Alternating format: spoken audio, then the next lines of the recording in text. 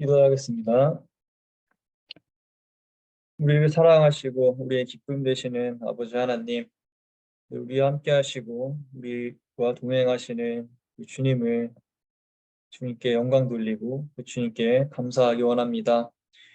지난 하루도 주님 은혜 가운데 살게 하시고 또 평안한 밤을 보내게 하심에 감사합니다.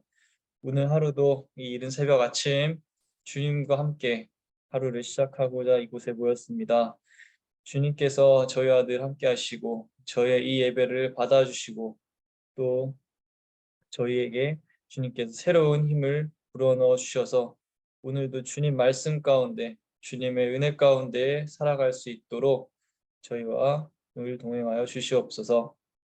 하나님 말씀을 대할 때에 하나님 말씀을 거룩함으로 저희가 대하게 하시고 그 말씀을 듣기 위한 귀와 마음을 열어주셔서 하나님의 말씀이 온전히 저희 마음밭에 심어질 수 있게 하여 주시옵소서. 그래서 그 주님의 말씀을 저희가 따라 살면서 하나님의 영광된 모습을 저희가 세상 사람들에게 전하며 살아갈 수 있는 주님의 자녀들이 되게 하여 주시옵소서. 또한 말씀을 준비하는 전도사에게도 함께 하셔서 하나님 말씀 올바르게 잘 전할 수 있도록 지혜와 명철을 더하여 주시옵소서. 날씨가 춥지만 우리 성도님들 건강을 주님께서 지켜주셔서 하나님께 예배 드리는데 아무 어려움이 없도록 주님께서 이끌어 주시고 보호하여 주시옵소서. 크리스마스를 앞두고 많은 분들이 각자의 자리에서 바쁜 시간들을 보내는 줄로 믿습니다. 주님께서 그들과 함께 하시고 예배에 비록 함께하지 못하는 분들도 주님께서 동일한 은혜로 함께하여 주시옵소서. 감사드립니다. 예수님의 이름으로 기도드렸습니다. 아멘.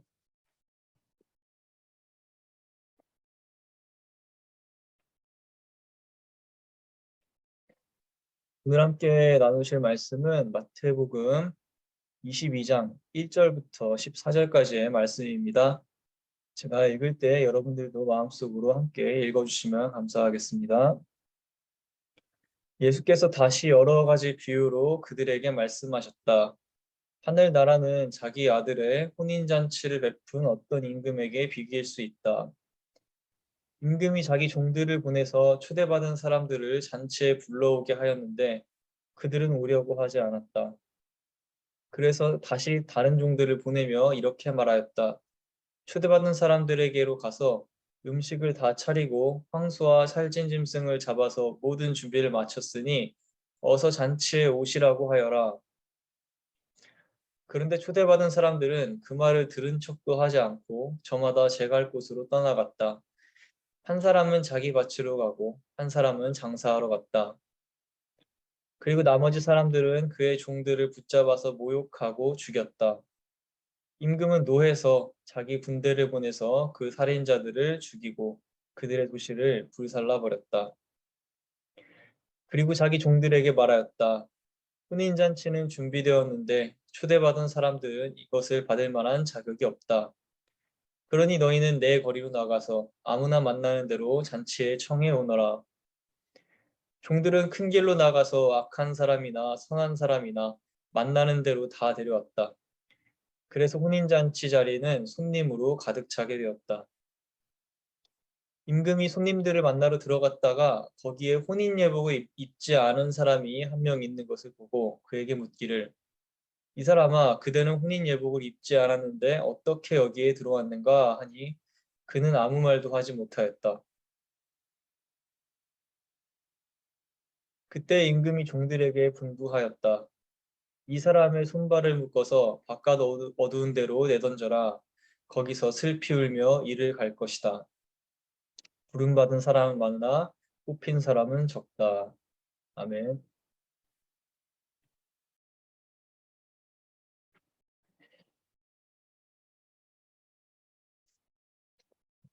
신학자들 사이에서 인류의 구원에 관하여 아직까지도 중요한 논쟁거리로 남아있는 문제가 있습니다. 그것은 바로 한 번 우리가 얻은 구원이 취소될 수도 있는가 없는가 하는 문제입니다. 다시 말해 예수님을 믿고 자신의 죄를 자백하고 용서받은 사람이 훗날 그의 구원을 잃어버리게 될 수 있는가 하는 문제입니다. 예정서를 믿는 장로교 교단에서는 중간에 믿음을 잃어버린 사람의 경우 처음부터 구원을 받기로 택함받지 못한 사람이었다고 말을 합니다. 왜냐하면 장로교를 세운 장 칼뱅에 따르면 사람들이 진정으로 하나님에게서 거듭났다면 성령의 내주로 말미암아 하늘이나 땅에 있는 어떤 것도 하나님의 사랑에서 떠나지 못하게 되기 때문입니다. 이를 성도의 견인이라고 부릅니다. 이 말이 논리적인 오류가 있는 말은 아니지만 웨슬리는 그러한 예정설은 누군가를 멸망으로 예정된 버림받은 자로 규정한다는 점에서 하나님의 은혜의 구원과 거리가 멀다고 여겨 반대했습니다. 감리교의 웨슬리는 모두에게 구원의 길이 동등하다고 주장했습니다. 그리고 믿음을 잃어버린 사람들은 그들의 자유의지로 하나님의 복음을 거부한 것으로 보았습니다. 그래서 감리교 신학자들 중에는 구원의 중도 탈락에 대해 주장하기도 합니다.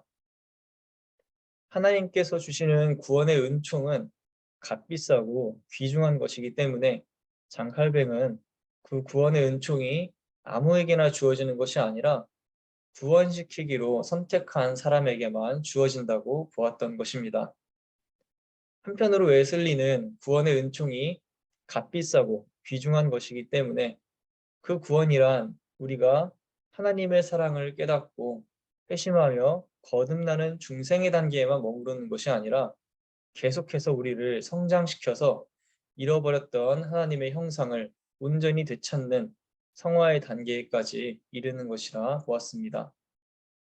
그러므로 감리교 신학은 성도가 예수님을 믿고 의롭게 여김을 받았음에도 불구하고 그가 끝까지 신앙생활에 힘쓰지 않고 성령 안에서 살아가지 않는다면 그 믿음이 마치 길가에 떨어진 씨앗처럼 점점 마르게 되고 결국 믿음을 잃어버리게까지 될 수 있음을 경고합니다.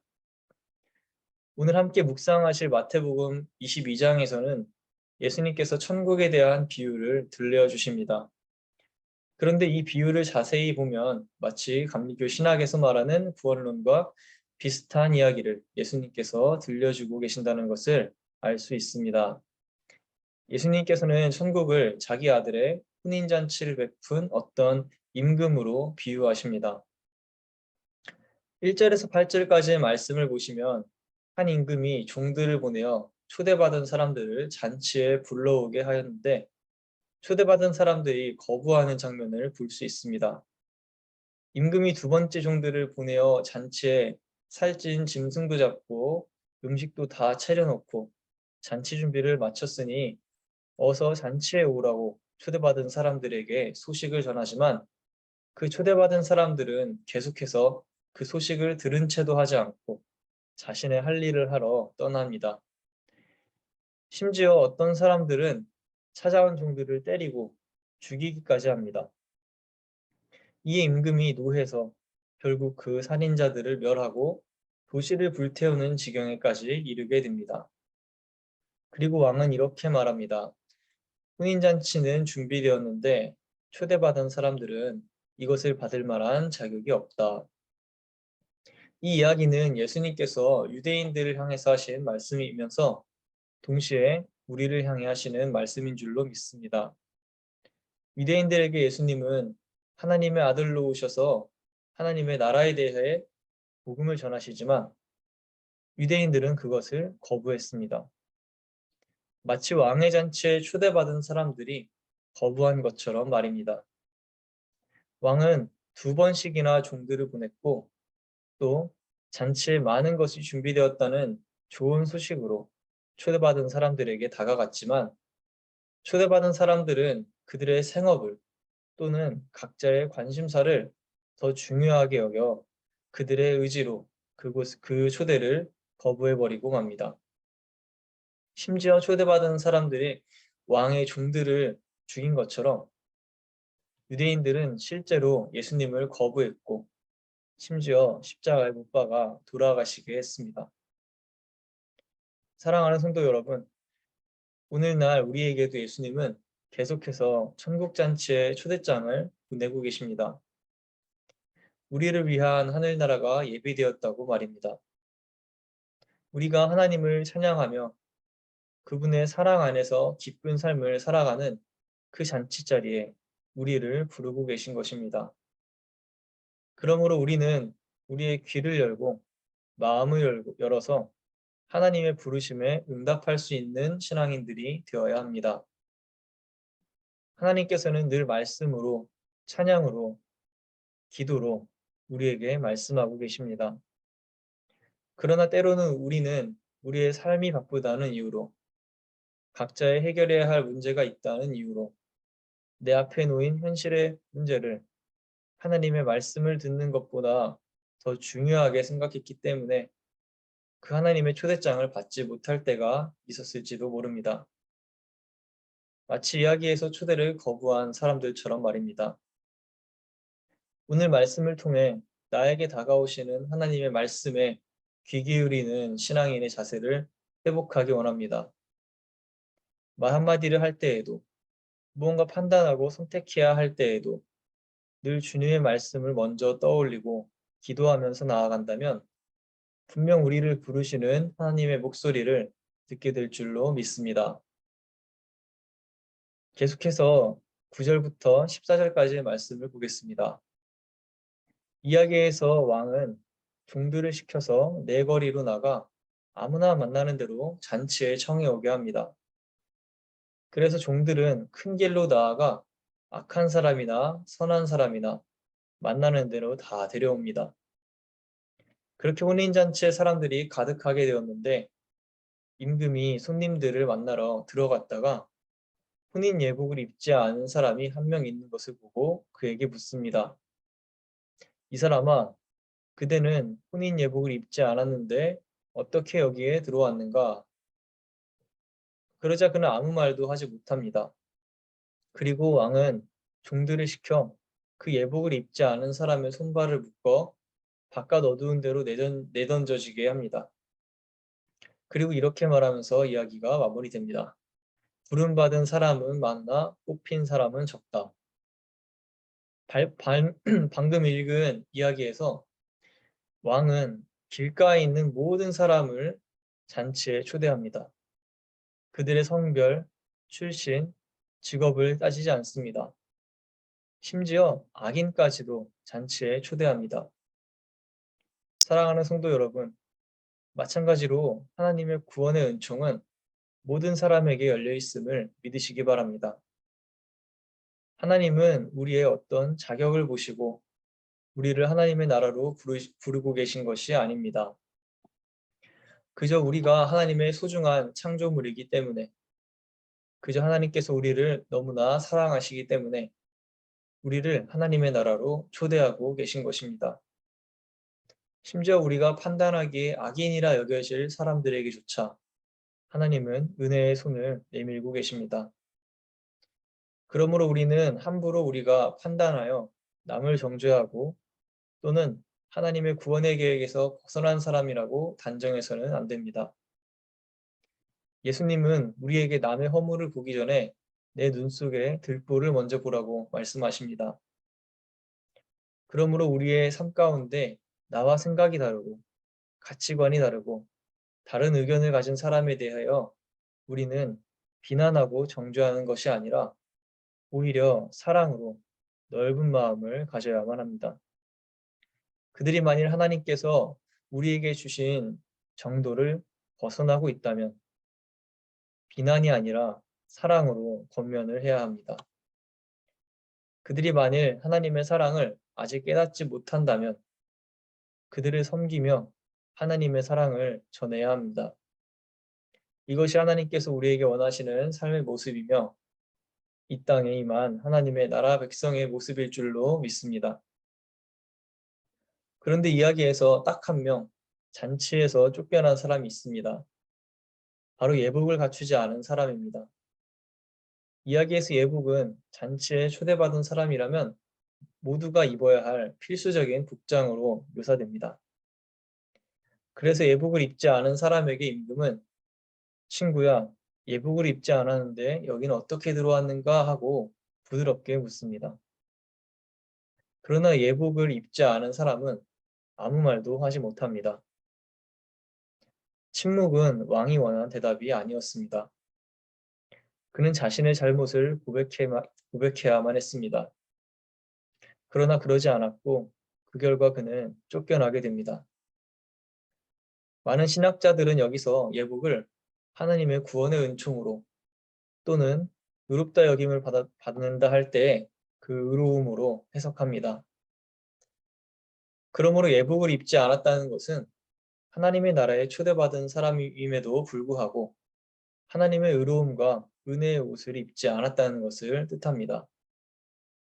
다시 말하면 예복을 입지 않은 사람은 입술로는 하나님을 믿는다 하여 잔치에 들어왔지만 그의 죄된 본성은 하나님의 은혜로 덮어 변화하지 않은 사람을 말하는 것입니다.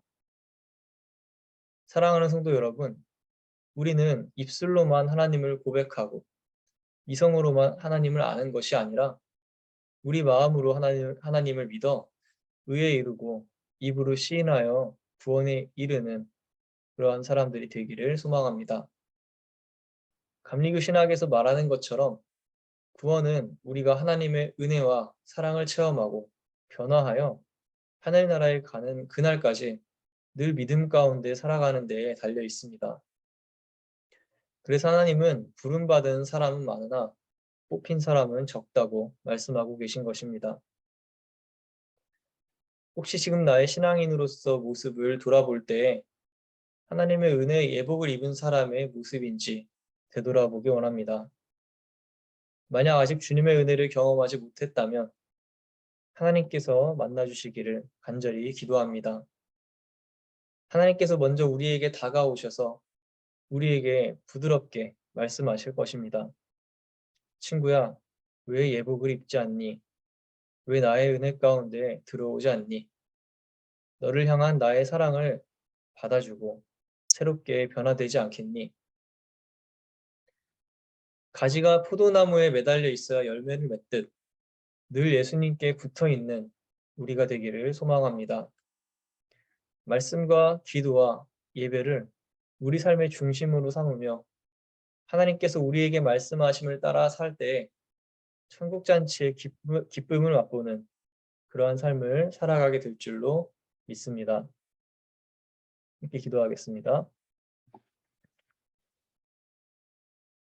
우리를 주님의 은혜 가운데 불러주신 거룩하신 아버지 하나님, 오늘 마태복음 말씀을 통해서 예수님께서는 우리를 하나님의 천국 잔치에 초대하셨다는 사실을 다시 한번 기억합니다.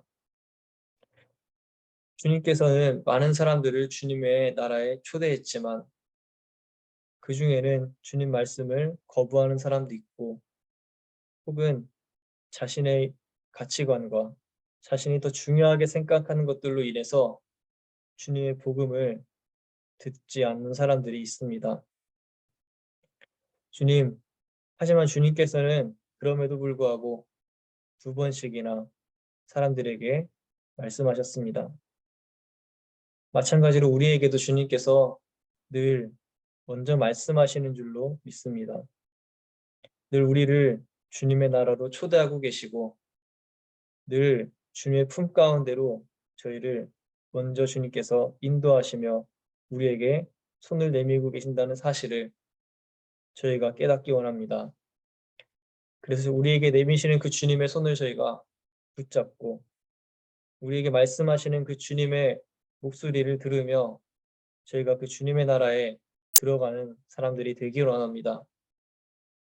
만일 저희가 하나님 말씀을 온전히 따르지 못하고 주님께서 저에게 내미는 그 손길을 저희가 알아채지 못했다면 오늘 이 시간 이후로 저희가 주님의 그 음성에 귀 기울이는 신앙인이 되게 하시고 주님께서 저에게 내미는 그 손길을 잡을 수 있는 그러한 믿음 있는 신앙인들이 되게 하여 주시옵소서. 그래서 그 천국 잔치에 저희가 함께 참여해서 주님을 찬양하며 주님을 예배하며 은혜 가운데 저희 삶을 살아가는 그런 거룩한 주님의 백성의 모습이 되게 하여 주시옵소서. 또한 오늘 말씀을 통해서 천국 잔치에 저희가 비록 참여했을지라도 그 예복으로 온전히 갇혀 있지 않았을 때 저희가 쫓겨나는 그 사람의 모습을 보게 되었습니다. 저희도 늘 주님의 말씀으로 주님의 은혜로 예복을 입기 원합니다. 그래서 그 주님의 은혜 가운데 저희 죄악된 본성이 덮여지고 새롭게 되고 정화되어져서 그 주님의 은혜 가운데 저희가 늘 주님과 함께 거하며 주님과 동행하며 살아가게 하여 주시옵소서. 그래서 저희 믿음이 연약해지지 않고 날마다 저희 믿음이 더하여 가면서 주님께 저희 인도하심에 따라 주님께 복받는 주님께 은혜 받는 그러한 놀라운 체험을 하며 살아갈 수 있는 신앙인들이 되게 하여 주시옵소서. 그래서 나중에 저희가 하나님을 뵀을 때 잘했다, 수고하고 충성된 종아 하면서 주님께 칭찬받을 수 있는 그런 저희의 삶의 모습이 되게 하여 주시옵소서. 오늘 하루 살아갈 때에도 이 말씀 붙잡고 주님 안에 거하면서 살아가는 하루가 되게 하여 주시옵소서. 감사드립니다. 예수님의 이름으로 기도드렸습니다. 아멘.